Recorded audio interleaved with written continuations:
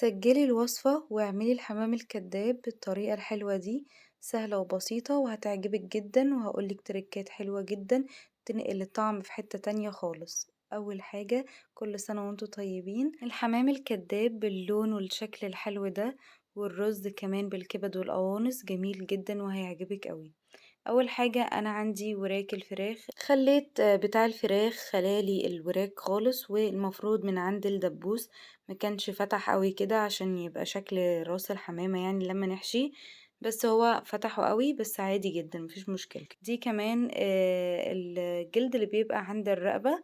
انا كنت جبت الفراخ وخليتها وظبطت بقى البانيه لوحده وكده، واللي عند الرقبة ده انا قلت ان انا هحشيه ونشوف بقى الطعم والجمال هيبقى عامل ازاي. هنحتاج اول حاجة عصير البصل.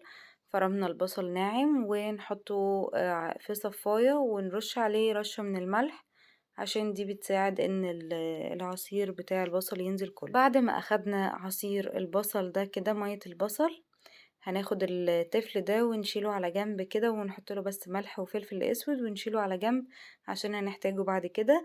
وناخد مية البصل دي هنحط عليها معلقة من الباربيكيو، ومعلقة من دبس الرمان، ومعلقة من الصويا صوص، وهنضيف التوابل فلفل اسود وبابريكا، وكمان هنحط توم باودر وبصل باودر، وكمان معلقة كبيرة من الصلصة، ورشة من الأوريجانو. وهنقلب بقى كل الكلام ده مع بعض كويس جدا، وبعد كده بنضيف الملح بقى على حسب الرغبة. بجيب بقى الوراك اللي احنا خليناها طبعا بعد ما اتنضفت واتظبطت كويس جدا واتنقعت في مية وليمون كويس جدا واتشطفت، هحط لها بقى التتبيلة بتاعتنا دي، ولازم نمسجها بالشكل ده كده عشان كل التتبيلة تدخل ما بين الجلد وتتوغل كويس جدا.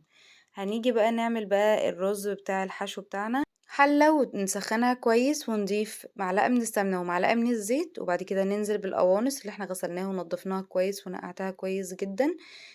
لازم تكون متنضفة كويس الكبد والقوانص، وتكون كمان منقوعة في الليمون، بتبقى ريحتها احسن كده ومبقاش فيها اي ريحة زفارة. بعد ما اتشوحت كويس جدا بضيف لها التفل بتاع البصل اللي احنا عملناه منه المية، وبكون رشاله ملح وفلفل اسود، واسيبه بقى يدبل بقى مع القوانص. وبعد كده بنزل بحوالي نص كوباية مية من كوبايات الشاي بتاعتنا، هسيبها بقى كده اغطيها، وبعد كده اسيبها تشرب بقى كل ده، واديها تقليبة كده، وارجع بعد كده احط لها الكبد. وبكون برضو زي ما قلت لكم غسلها كويس، تاخد تشويحة كده كويس، وبضيف لها كمان فلفل اسود. وبعد كده بكون غاسلة الرز، وبكون عاملة لكل ورك حوالي كبشة كده في ايدي، مش كبشة كبيرة قوي. انا طبعا مزودة الرز عشان هحتاجه بعد كده هقدمه مع الحمام الكداب. هشوح الرز بقى بالشكل ده مع الكبد والقوانص والبصل، وبعد ما يفلفل كده معايا بضيف له بقى المية، لازم تكون مية مغلية. المفروض بظبط الملح في الوقت ده، بس انا بعد ما حطيت المية انا ظبطت الملح. السوا بتاع الرز ده احنا عاوزينه نص سوا، يعني بيكون المقدار الرز نفس مقدار المية، عشان خاطر يبقى معاكي بالظبط مستوي نص سوا. هحط بقى، هعمل فتحة كده في النص ما بين الوراك، وهحط فحم كده انا كنت ولعته، وهضيف له بس معلقة من الزيت، وهسيبها بقى تاخد دخنة الفحم.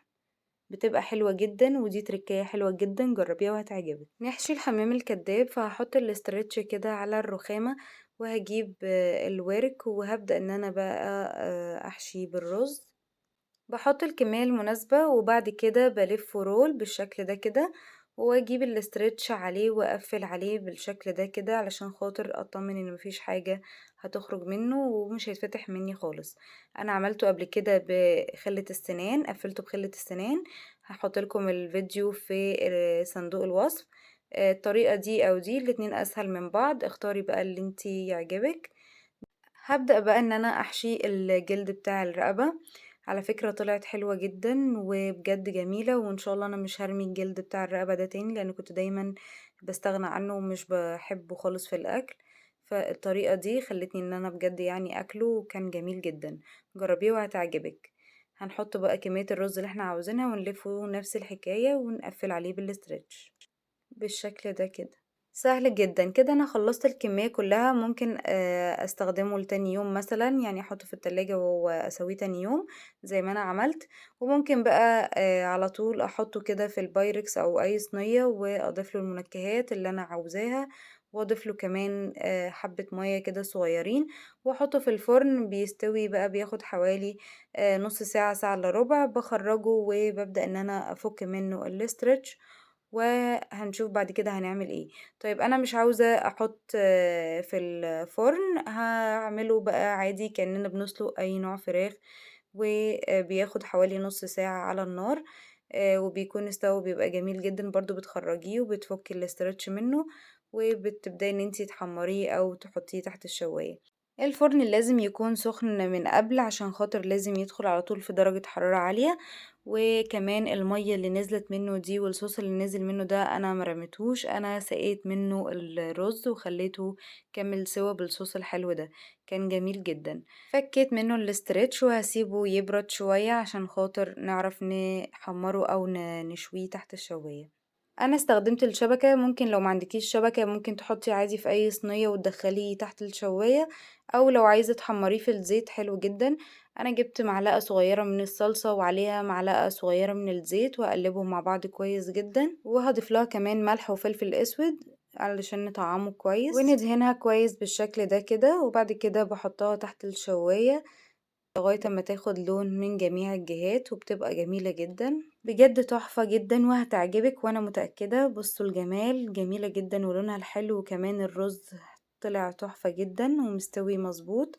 أتمنى لو الفيديو عجبكم ما تنسيش تدعميني بالاشتراك في قناتي وصفحتي على الفيسبوك وصفة هدير سعد. شكرًا جدًا ليكم وكل سنة وأنتم طيبين والسلام عليكم.